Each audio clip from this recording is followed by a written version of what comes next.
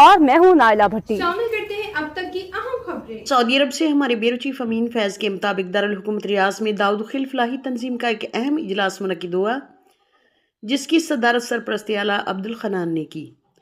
اجلاس میں تنظیم کے عہدیداران اور ممبران نے بھرپور شرکت کی۔